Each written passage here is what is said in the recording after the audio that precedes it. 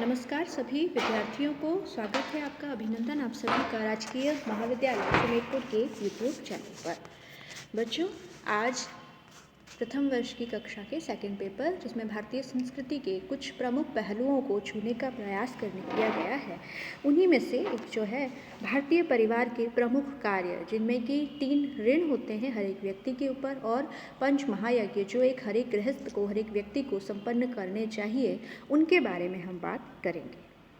वैसे विवाह, संतानोत्पत्ति और बच्चों का पालन पोषण, ये तो सिर्फ भारत ही नहीं, पूरी दुनिया के सभी परिवार किया करते हैं। लेकिन भारतीय परिवार में इन सब के अलावा भी कुछ विशिष्ट कार्य होते हैं, संपादित किए जाते हैं। इनमें माना जाता है कि व्यक्ति के ऊपर 3 ऋण चढ़े हुए होते हैं और उसके जीवन का लक्ष्य जो है इन तीनों ऋणों से उऋण होना है, 5 महायज्ञ करना है और 16 संस्कारों को संपादित करना है। ये भारतीय परिवार के प्रमुख कार्य माने गए हैं। इनमें से 16 संस्कार संबंधी वीडियो तो YouTube पे अपलोड कर दिया गया है। अब जो है हम बात करने जा रहे हैं मनुष्य के ऊपर लगे 3 ऋणों की, जिससे उऋण होना, जिस ऋण को चुकाना उसके जीवन का प्रमुख कर्तव्य माना गया है। पहले हम बात करते हैं 3 ऋणों की।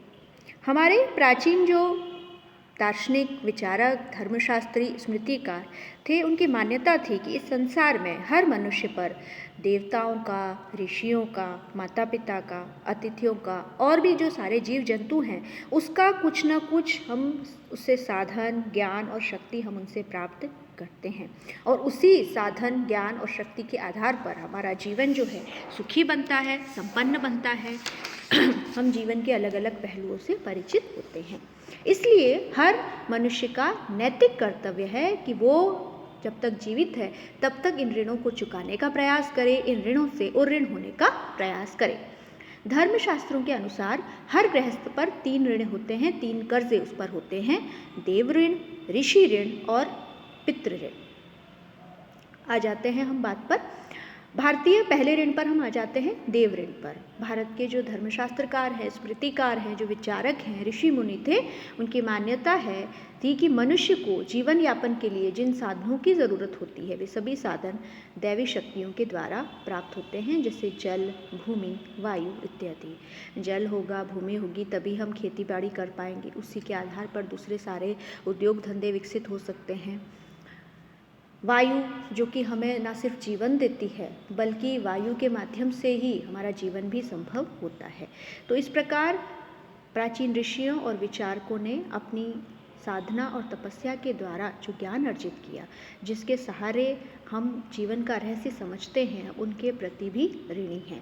तो ये हो गया ऋषि ऋण। उसके बाद में माता पिता बच्चे का पालन पोषण करते हैं, उनकी शिक्षा की व्यवस्था करते हैं, उन्हें ऐसा योग्य बनाते हैं कि वो अपना पेट, अपना ही नहीं अपने परिवार का भी पालन पोषण कर सके, इसलिए हम उनके ऋण होते हैं। इसलिए हर व्यक्ति का ये कर्तव्य है कि वह अपनी ओर से इन तीनों ऋणों को चुकाने का भरसक प्रयास करे। अब इसमें देव ऋण को कैसे चुकाया जा सकता है कि हम देवताओं की पूजा अर्चना करें, समय समय पर उन्हें याद करें, अलग अलग हवनों का आयोजन करें। उन हवनों में, हालांकि ये सिर्फ एक सैद्धांतिक ही है, प्रतीकात्मक रूप से ही, हम उनसे कभी उऋण नहीं हो सकते, लेकिन पृथ्वी को, जल को, वायु को अपने अपने हिसाब से अर्पण करें, उनका संरक्षण करें, वायु को सहेजें, साफ सुथरी बनाए रखें, जल को साफ सुथरा बनाए रखें, जल के साधनों को गंदा ना करें। साथ ही साथ पृथ्वी माता जो है, जब भी कहते हैं कि कुआं भी खोदा जाता था तो पहले पृथ्वी माता की पूजा करके उसकी अनुमति ली जाती थी।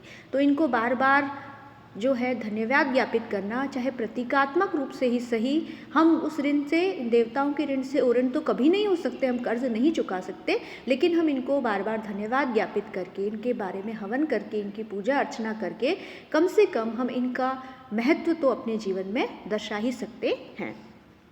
दूसरा ऋण आता है ऋषि ऋण, यानी प्राचीन समय से जो ऋषि मुनि जो ज्ञान, विज्ञान, दर्शन, साहित्य आदि जो उन्होंने अलग अलग विधाएं विकसित की हैं, चाहे साहित्यिक क्षेत्र में हो, सांस्कृतिक क्षेत्र में हो, इन सारी विधाएं से हम ज्ञानी हुए। हम जो है एक मनुष्य के रूप में व्यक्तित्व का न सिर्फ हमारे विकास हुआ, बल्कि अपनी प्रतिभा को पहचानने, उससे जीविकोपार्जन के भी हम लायक बन सकें।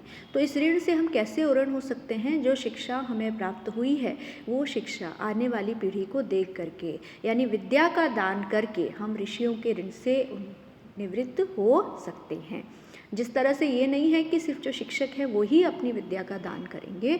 जिन लोगों ने अलग अलग कलाएं सीखी हैं, चाहे नृत्य हो, शिल्पकला हो, संगीत कला हो, चाहे साहित्य है, अपना कोई ना कोई शिष्य बनाकर उस ज्ञान को हमेशा के लिए बचाए रखने के लिए, संरक्षित रखने के लिए उसको आगे दर पीढ़ी हस्तांतरित करके हम उस ऋण से ऋण हो सकते हैं, उन्मुक्त हो सकते हैं।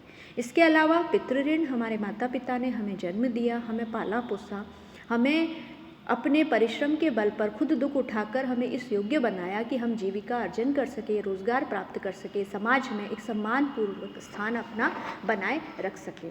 तो इस ऋण को हम माता पिता को ही अलग अपनी पीढ़ी को आगे बरकरार रखें और जो अपनी संतानें हैं उनको अच्छा, संस्कारवान, गुणी, योग्य, जीविकोपार्जन युक्त बना करके तभी हम अपने माता पिता के ऋण से ऋण होने का प्रयास कर सकते हैं। इसके अलावा कुछ गौण ऋण भी माने गए हैं महत्वपूर्ण ऋणों के अलावा। एक तो है अतिथि ऋण और एक है भूत ऋण। अतिथि ऋण तो जो है, जब भी कोई अतिथि घर में आए तो उसका उनको जो है आदर दिया जाए, उन्हें भोजन करवाया जाए और उसे घर पर बोझ नहीं बल्कि उसे एक देवता के समान मान करके अतिथि ऋण से हम निवृत्त हो सकते हैं। और भूत ऋण जो है वो अलग अलग जो जीव जंतु हैं, चाहे वो असहाय पशु पक्षी हैं, चाहे वो गाय हो, मछली हो, चिड़िया है, इन सभी के जितना हम उनके लिए अच्छा कर सके, उनके भोजन के लिए, जल की व्यवस्था के लिए और भी अन्य व्यवस्थाओं के लिए, चाहे वो कुत्ते ही क्यों ना हो, तो ये करके हम भूत ऋण से भी ऋण हो सकते हैं। दोनों से ही हम समय समय पर इन सभी में कुछ न कुछ सहयोग हम करते रहेंगे। धर्मशास्त्रों में इन पांचों ऋणों से ऋण होने के लिए पंच महायज्ञ की व्यवस्था की गई है। अब हम बात करते हैं पंच महायज्ञों की। धर्मशास्त्र के जो ग्रंथाकार थे, जो स्मृतिकार थे, उनके अनुसार भारतीय परिवार के जीवन में पंच महायज्ञों का बहुत अधिक महत्व है। धर्मशास्त्रों में हर एक परिवार में प्रतिदिन 5 महायज्ञ करने का विधान है। ये 5 महायज्ञ कौन कौन से हैं, हम इनके बारे में बात कर लेते हैं। सबसे पहला यज्ञ है ब्रह्म यज्ञ। मैंने बताया जो प्राचीन ऋषि मुनियों ने जिस ज्ञान का संचयन किया है, जिस ज्ञान को प्राप्त किया है, उस ज्ञान को आगे हस्तांतरित करना हमारा कर्तव्य है।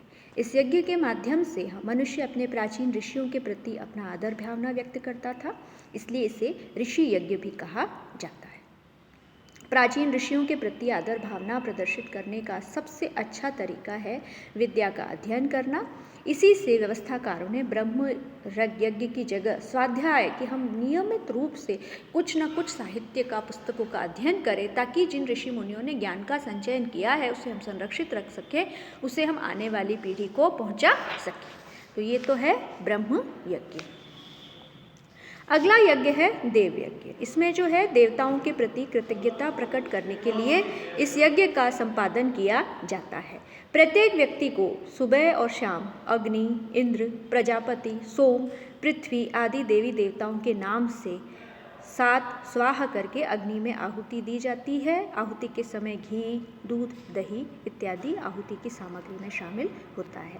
हालांकि अब ये मुश्किल है किया जाना, लेकिन आप ये जानते हैं कि सुबह जब हम स्नान से निवृत्त होते हैं और संध्या काल में दोनों समय हम आरती किया करते हैं, तो ये कहीं ना कहीं इसी देव यज्ञ का एक संक्षिप्त सा भाग है, जिसमें बड़े स्तर पर हवन नहीं करके छोटी सी ज्वाला के माध्यम से ही सारे देवी देवताओं को अपने जीवन के लिए, अपने जीवन यापन के लिए, उन्हें समर्थ बनाने के लिए हमें धन्यवाद ज्ञापित किया जाता है।